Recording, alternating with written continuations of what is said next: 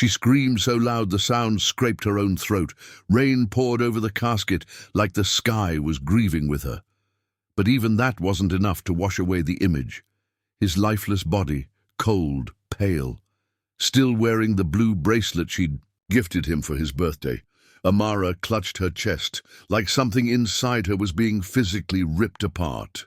She was 29, widowed and alone, and she didn't even know how he had died. They said it was a car accident. No one saw it happen. The car was found at the bottom of a ravine, half-burned, body inside. Dental records confirmed it, or so she was told. She had no reason not to believe it. No reason to doubt the endless apologies from the cops, the tears from her sister Misha, or the silent nods from his colleagues at the funeral. But 1 month later, everything changed, because the man she buried walked right past her on a quiet street in Istanbul. Amara had flown to Istanbul for one reason, to run away. Everything back home screamed of him. Their apartment smelled like his cologne. Every drawer she opened had memories folded inside. Even the damn soap reminded her of his skin. So when her friend Lara offered her a short stay in her flat abroad, Amara packed in 3 hours and never looked back. She arrived with no plan, no peace, and certainly no intention of healing. She walked the streets like a ghost. She didn't speak to anyone. She didn't eat much. Until one day, at a crowded outdoor market, someone caught her eye. It wasn't just a passing resemblance. It was him, same walk, same height, same tattoo peeking from under his sleeve. She froze so hard the juice vendor behind her had to nudge her forward. He didn't see her. He was laughing, talking to a woman with dark curls and a bright yellow scarf. Amara's legs moved before her mind could. She followed them for 4 blocks. Every second felt like a hallucination, like her brain was stitching a fantasy over reality. But when they stopped outside a quiet cafe, and the man, her dead husband, leaned in and kissed the woman's forehead, Amara collapsed behind a parked car and threw up in the street. It took her 3 hours to stop shaking. Back at the apartment, she pulled up every photo she had of him.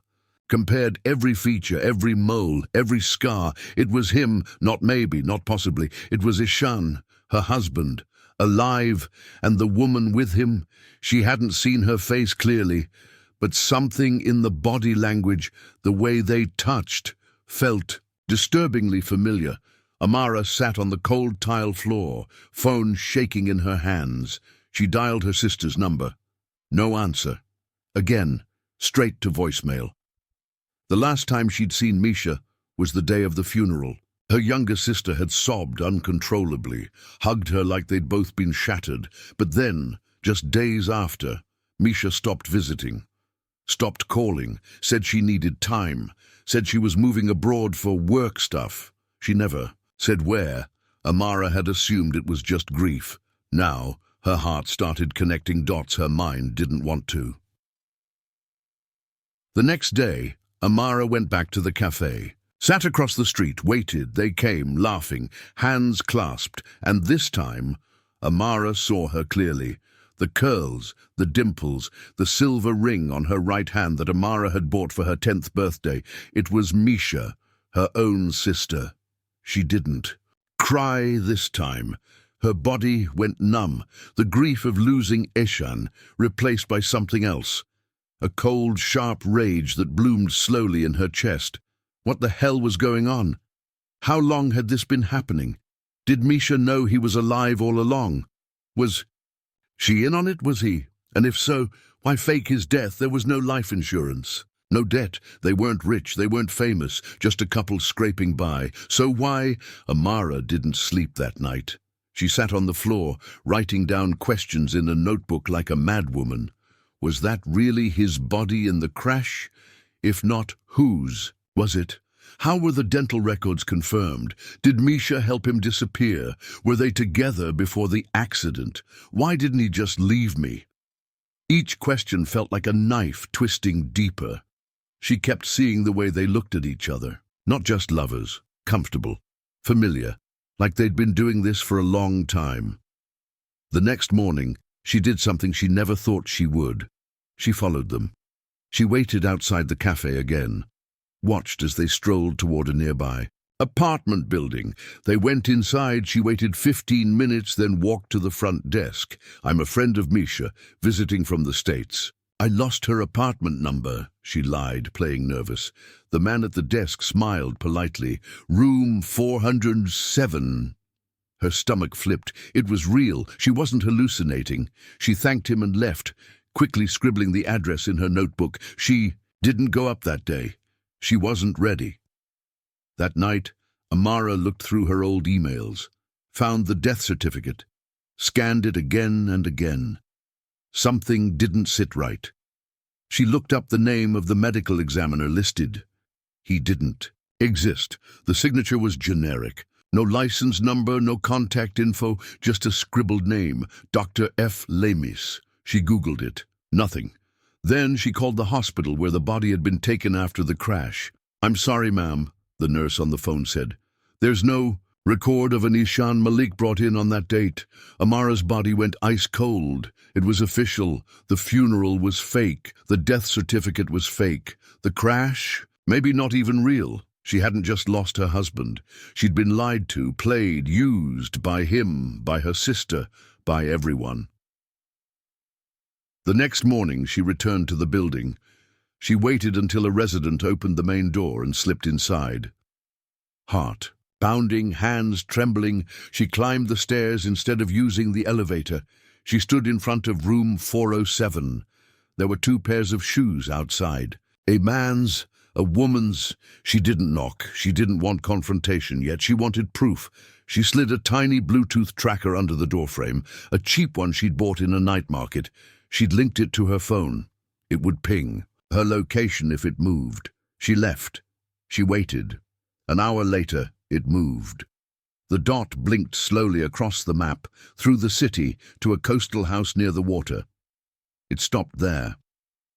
The next day, Amara rented a scooter. She followed the signal. This house was isolated near a quiet cove. White walls, terracotta roof, big glass windows. She parked far, walked quietly, and what she saw next nearly made her scream. Inside, there were photos, dozens of them, on shelves, on walls, on desks, of Eshan and Misha, smiling, kissing, in love, wedding. Photos, baby clothes, a tiny blue crib. Amara staggered back, breath stolen. They hadn't just run away. They'd built a life, together, as if she had never existed. Amara stood in front of the glass window, heart hammering like it was trying to tear out of her chest. Inside, Misha laughed, holding a small child in her arms. Eshan leaned over, kissed the baby's cheek, then touched Misha's waist gently like it was the most natural thing in the world. Amara took a step back, nearly tripping over the edge of the flower bed. The betrayal was no longer just emotional, as it was spiritual. Like every moment she'd spent grieving, Eshan had been a performance for an audience that had never cared. He had a baby, with her sister. She couldn't breathe. She stumbled away from the house, into a narrow alley behind a row of olive trees, where she collapsed against a stone wall and let the tears come, hot, furious, shaking her whole body. For weeks she had blamed herself for Eshan's death. Now she realized he had never planned to die. He had planned to disappear, and not alone with Misha. That night Amara couldn't sleep. She stared at the ceiling of the tiny rental flat, fists clenched around the bedsheet. They deserved pain, both of them, but she didn't want revenge out of rage. She wanted it with precision. She wanted them to feel what she felt. Abandoned, shattered, erased. So she decided to stay, to watch, to learn, and when the time was right, to strike.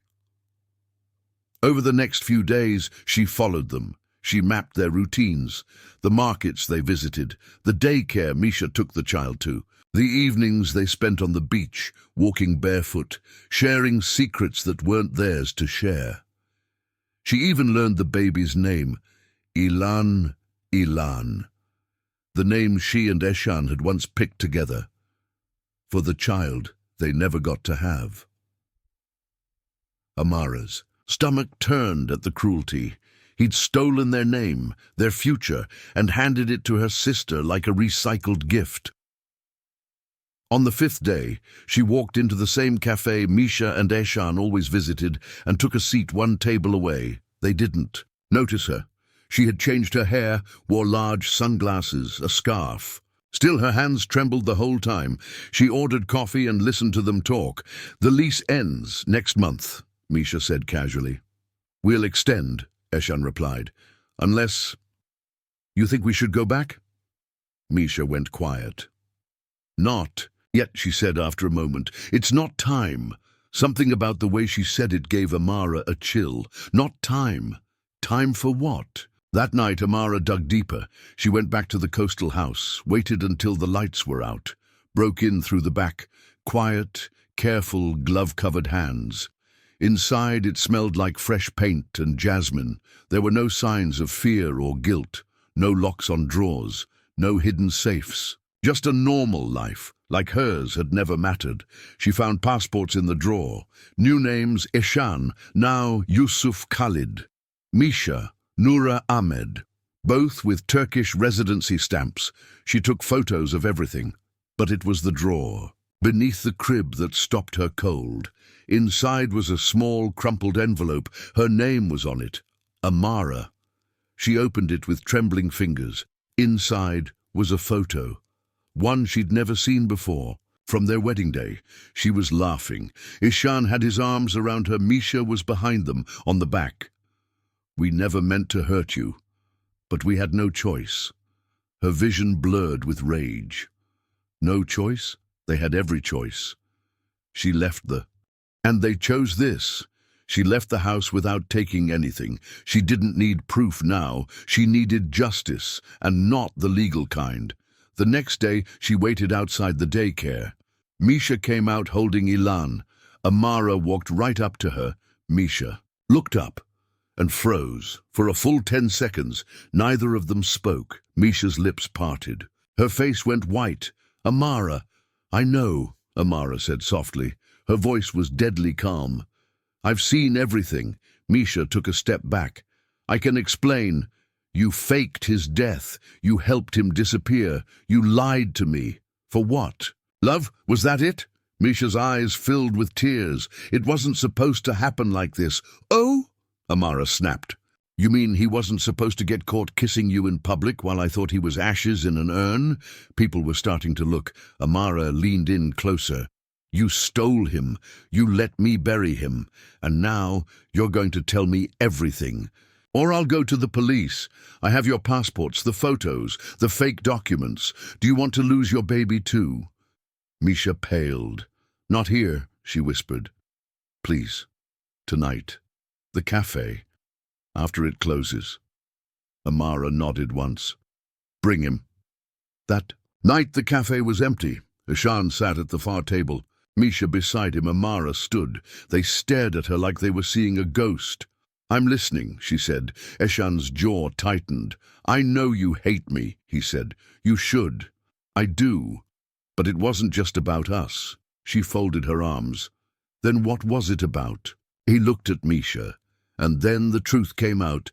Eshan had been involved in something back home, something illegal. He wouldn't say what, only that it involved powerful men, dangerous people, and a job he took to pay off a medical debt for. His brother. He tried to quit. They threatened to kill him. They threatened Amara, so he made a deal, disappear, stay gone, and they'd leave her alone. Misha helped him fake the crash. She knew someone who could forge the documents. The body in the car was already dead, a homeless man from a morgue, unclaimed. The plan had been to vanish for a year, maybe 2. Let things cool down, then reach out to Amara, carefully, from a distance. But then Misha got pregnant, and everything changed. "You could have told me," Amara whispered, voice cracking. "You let me think you died. I blamed myself for months. I thought I was cursed." "I wanted to protect you," Ishan said. They would have killed you if I stayed. Misha looked down. It was my idea, to keep you in the dark. Amara stared at them both, then at the child sleeping in the stroller beside them. He looked just like Ishan. And yet, you still chose each other, she said bitterly. You fell in love while I was drowning in grief. Silence. Then Misha whispered, We didn't mean to, but we didn't stop it either. Amara stood, tears streamed down her face, but her voice was steel. I don't care what your reasons were. You betrayed me. You buried me emotionally. And now, you're going to disappear again. For real. Eshan frowned. What are you talking about? You'll leave Istanbul by morning, Amara said. You'll vanish, new names, new lives, and you'll never contact me again. Not even a letter, because if you don't... She dropped a flash drive on the table. This goes to the Turkish police. And every embassy, Ishan picked it up slowly.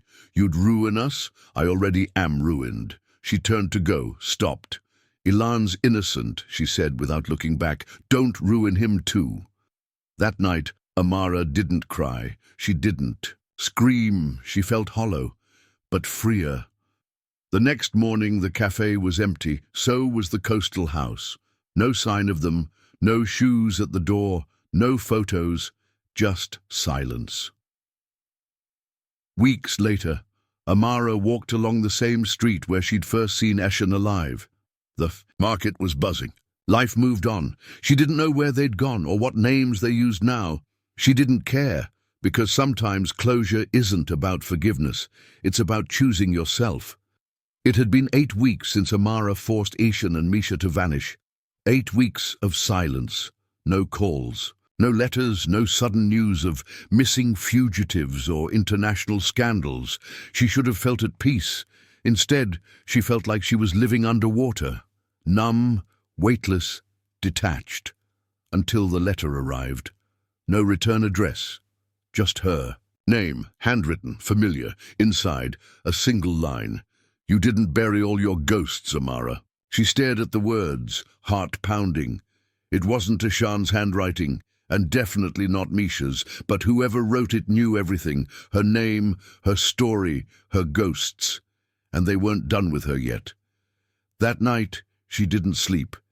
She checked every lock, rechecked her laptop, her social media, her doorbell camera, nothing. No signs of tampering, no unusual activity. The next day, she took the letter to a private investigator she'd met during the earlier chaos, a retired detective named Murat, quiet but razor-sharp. He read the note, raised an eyebrow. Could be a prank. Could be a warning. Either way, this person wants you to feel watched. I already do, Amara said. Over the next week, small things started happening. The lock on her door clicked open in the middle of the night. No sign of forced entry. A photo was slid under her door. One of her in the cafe, taken from behind. She was laughing. She didn't remember laughing that day. A voicemail, static, and a whisper at the end. He's not who you think he is. She tried calling Eshan's old number. Disconnected. Tried. Reaching out to Misha through an encrypted email. No reply. Finally, Murat called her back. I did some digging, he said. There's something odd about the identity Eshan was using. Yusuf Khalid. What about it? It's not just fake, it's stolen. Amara's skin turned cold. You mean the real Yusuf Khalid was found dead last year in Iraq? Her mouth went dry. So Eshan assumed his identity, which means he had help. High-level forgery, not something your average runaway does alone. Amara felt like the ground was shifting under her. Murat hesitated. You sure you want to? No more! She nodded. So he showed her. Documents, names, photos, and a file she never expected to see. Interpol watch list. Eshan's face. Different name. Multiple countries. Flagged for financial crimes, trafficking, suspected ties to covert smuggling, networks. And then Misha's name too, a faded photo, same face. Different ID. Amara's heart stopped, I think. Murat said quietly. Your sister wasn't just the accomplice. She might have been the recruiter. Everything she thought she knew, even the betrayal, now felt like the surface of something darker. She remembered the way Misha had said, it wasn't supposed to happen like this. What was it? Later that night, she was walking home from the market when a man stepped out from behind a tree. Average height, baseball cap, dark eyes. He didn't look threatening, but there was something off, too calm, too knowing. You're Amara, he said. She didn't reply. You're braver than they thought. Her hand slipped into her purse, fingers closing. Around her pepper spray. I don't know who you are, she said. He smiled faintly. You should leave Istanbul now. Why? Because you're not just a loose end. You're a witness, and the people Ishan worked for don't like witnesses. She didn't move. He turned to go, then paused. They're not together anymore, by the way. Misha left, took the kid, and then he was gone. That night, Amara broke. She sobbed until her throat was raw, screamed into a pillow, tore through the old letters and photos, ripping them to shreds. All this time, she thought she was the victim of betrayal. She never realized she'd been living inside a criminal operation, lied to, used, abandoned, not just for love, but for business. Murat confirmed it the next day. Misha had worked as a recruiter for years, charming, discreet, able to blend in anywhere. Eshan had been her prize catch. But something had gone wrong between them. A fallout.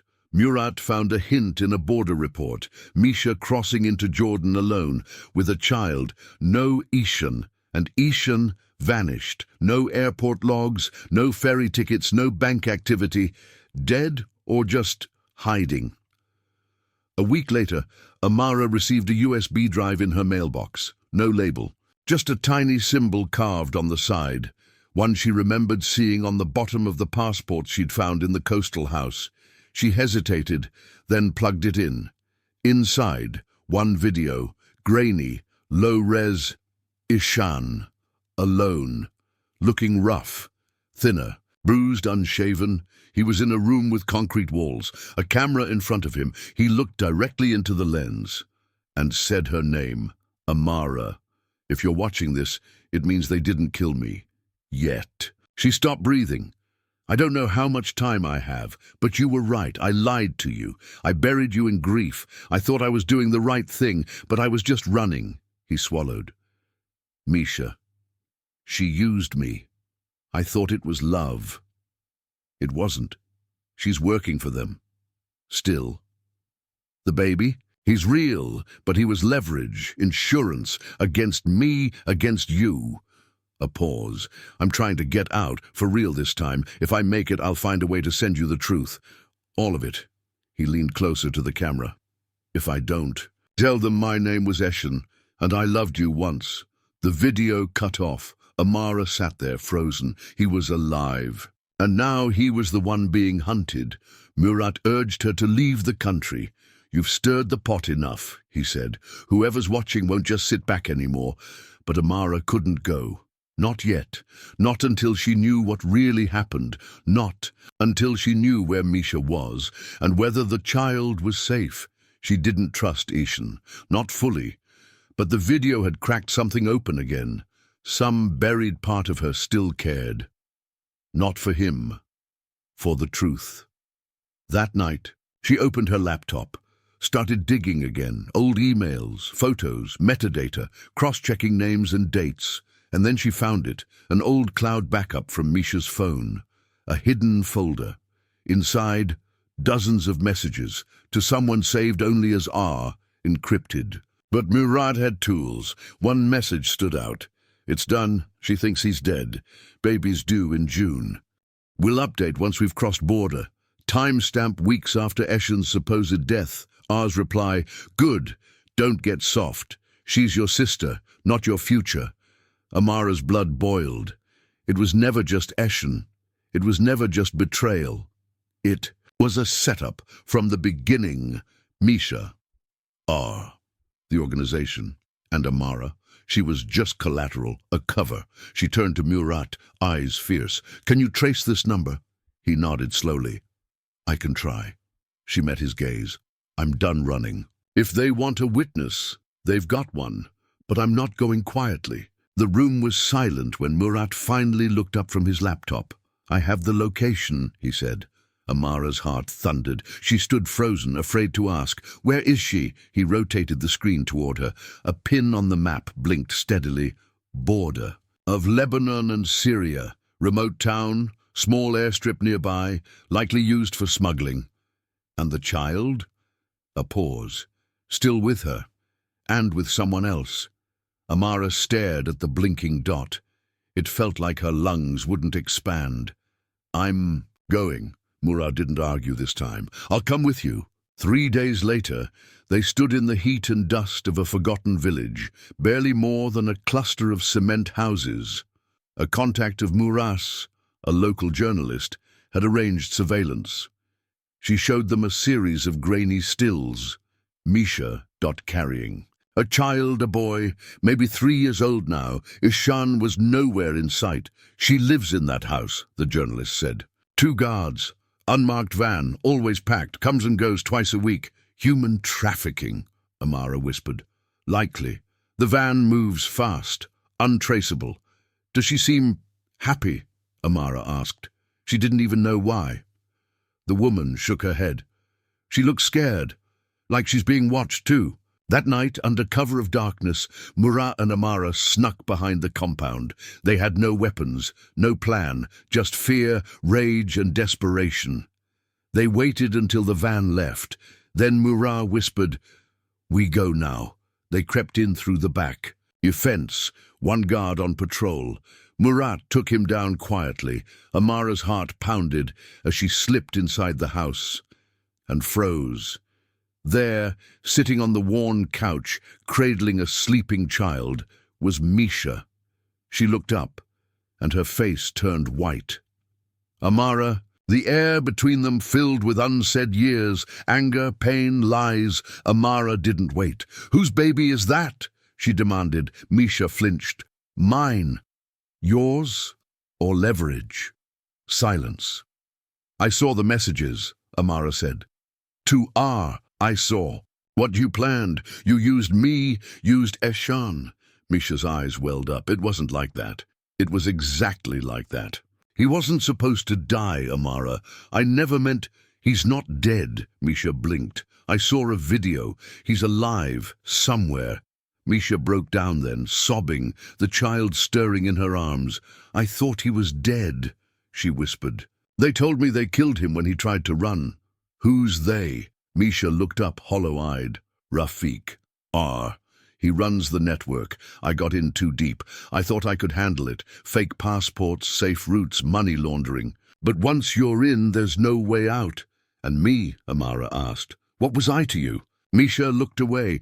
"You were always the soft one, the quiet one. You wouldn't survive if they came for you, so I buried you in grief.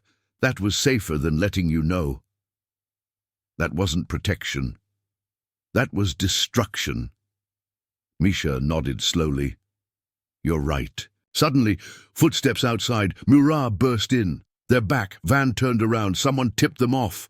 Panic surged. Amara grabbed the child, her nephew, from Misha's shaking arms. "We go now." Through the back alley, across dry fields, into the waiting car. But as they pulled away, gunfire cracked the air. Murat swerved. A bullet shattered the rear window. The child screamed. Misha ducked. "They won't stop. Not now." Amara held the boy close. "Then we take it to the world." 3 weeks later, the story hit every major network. Leaked documents, video testimony, years of digital evidence. Interpol raided 3 cities. Arrests, exposures. But Rafiq vanished, so did Eshan. Amara and the boy were moved to a safe location. Misha agreed to testify in exchange for leniency and protection for her son, but they didn't speak again. Amara couldn't forgive. Not yet. Months passed. Amara slowly returned to life, a quieter one. The boy, Zain, grew attached to her, called her Mimi. She smiled, held him tight. One night, she tucked him in and found a small envelope under his pillow, no stamp, just her name. Her breath caught. Inside, a photo, Eshan, alive, in a refugee camp, thin, smiling faintly, and a note. Tell him I loved him the only way I knew how. You were the only one who ever saw me. Thank you for trying to believe. E. No return address, no promise of reunion, just a sliver of goodbye. Amara walked out onto the balcony that night, looked at the stars, the silence. Her hands weren't shaking anymore.